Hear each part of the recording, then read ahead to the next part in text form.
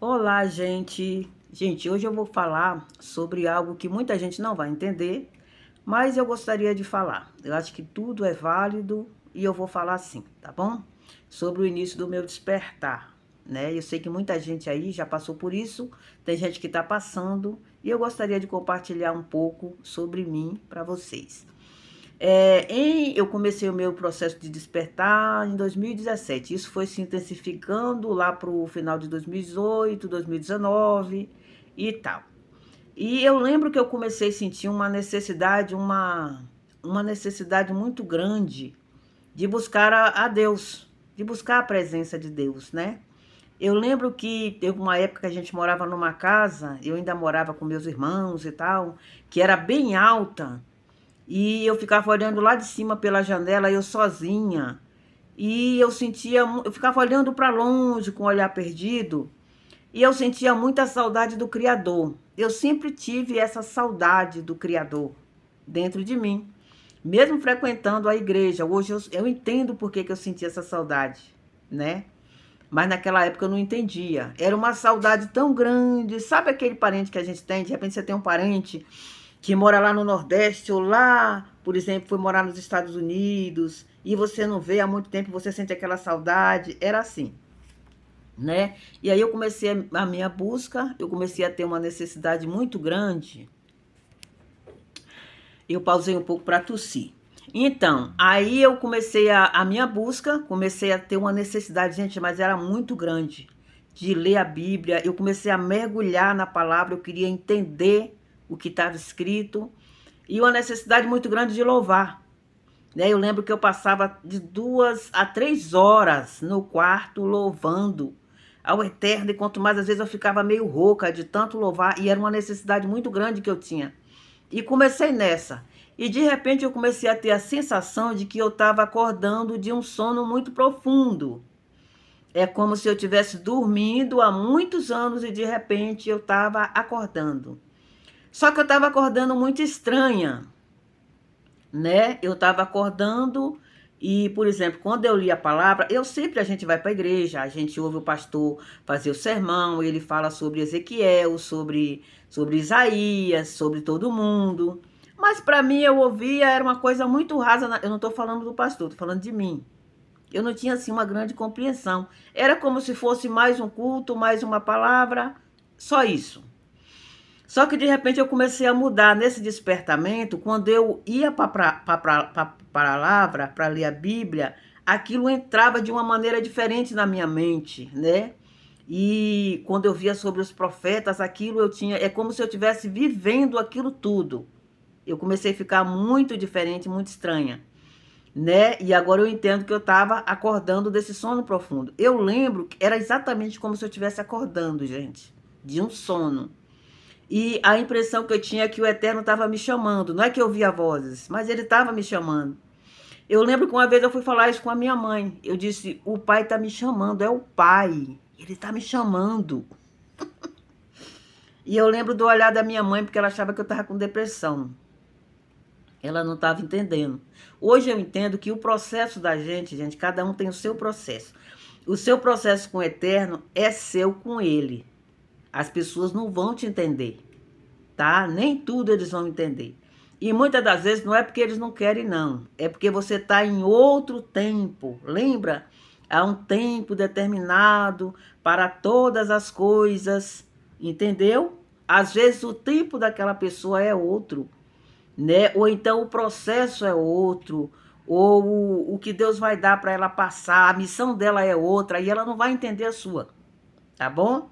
Hoje eu consigo entender isso, mas eu entrei numa tristeza tão grande, porque eu queria compartilhar com as pessoas, eu queria falar, olha, porque eu vi lá em Isaías e tal, porque aquilo já entrava de uma maneira diferente na minha mente. Então eu achava que as pessoas iam se interessar, elas iam gostar de ouvir, elas iam entender o que eu estava falando. E às vezes pessoas me olhavam com indiferença, ou com um certo desprezo, ou até com ódio. Eu já cheguei a ver ódio nos olhos de pessoas. E aí comecei a ficar muito triste com isso, né? Hoje eu consigo entender e eu levo assim bem melhor isso. Mas foi difícil para eu entender. Então eu comecei nesse processo e teve um dia que eu estava no meu trabalho e eu abri a Bíblia de maneira aleatória e saiu em Ezequiel. Gente, é um dos livros que eu mais gosto de ler, é Ezequiel. Pensa num profeta que eu gosto, é Ezequiel. Aí eu li, comecei ali do início a ler. Tá. E aí eu fui pegando gosto e eu me aprofundava naquilo e eu ficava vendo Ezequiel passando por aquilo, sabe? Eu via o Eterno chamando ele, eu conseguia ver tudo. Na minha mente eu via mesmo. E aí até que eu cheguei naquela parte é onde Ezequiel, ele foi lá, ele viu, né, arrebatado, o Eterno, e ele fala da glória do Eterno, aonde ele estava, em redor dele tinha um... Nossa, isso para mim é a coisa mais bonita. É lindo demais, eu amo essa passagem. Onde ele via a glória do Eterno, onde ele estava envolto de um arco-íris. E aquilo, quando eu cheguei ali, gente, eu desabei com tudo. Porque foi... Eu não vou falar aqui onde que está escrito, porque eu não memorizo. Mas hoje em dia você chega lá no Google e ele vai te falar a passagem. Se você não souber, se for como eu que não grava, é só ir lá no Google, tá bom? E aí eu peguei e me lembrei de um sonho. Não foi sonho. Não foi sonho, tá? Eu estava acordada.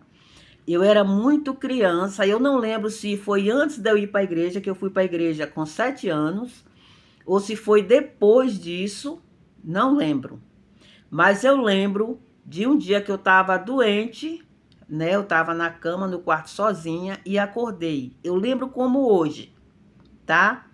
E aí eu acordada e de repente, no canto assim do teto para a parede do quarto, começou, gente, como se o teto do quarto não tivesse teto.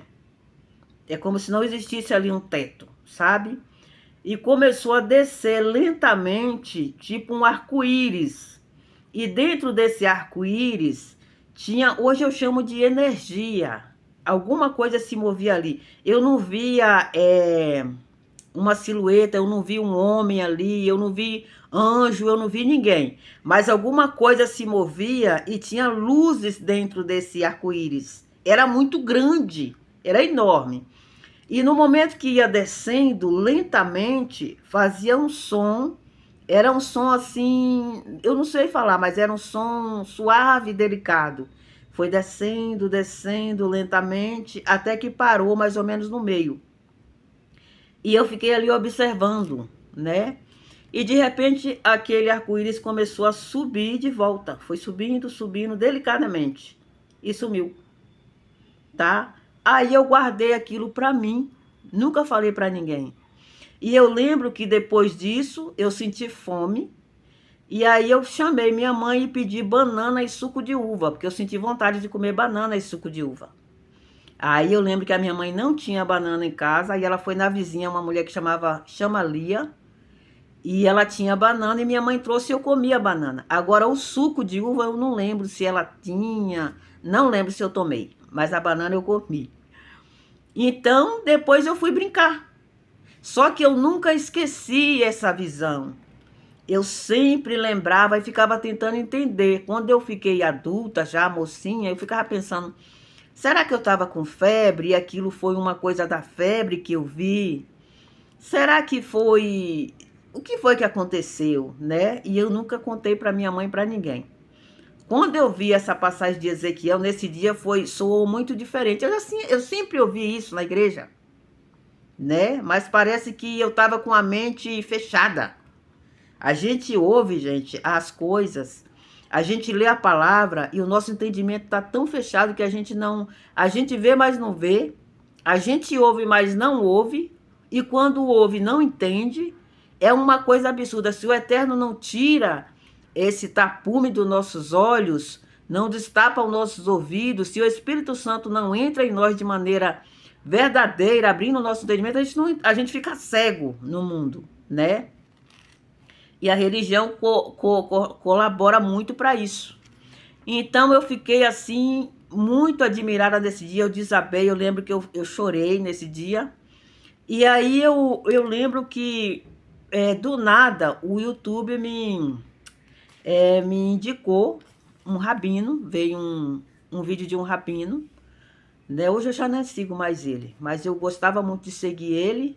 E ele falando sobre dízimo. E ali eu fiquei ouvindo ele falando sobre dízimo, como é que era no judaísmo, que era nos tempos antigos, para que servia o dízimo, né? Que era para a manutenção das viúvas, toda essa coisa que a gente já sabe.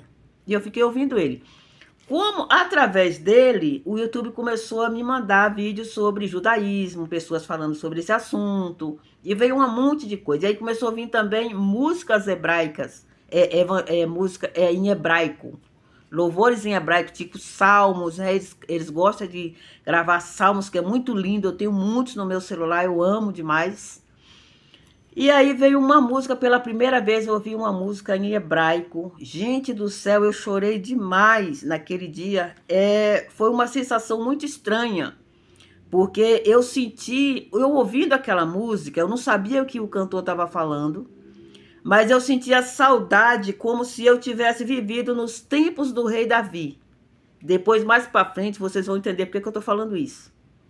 Tá? Eu não acredito em reencarnação, tem judeus que falam que existe, eu não acredito.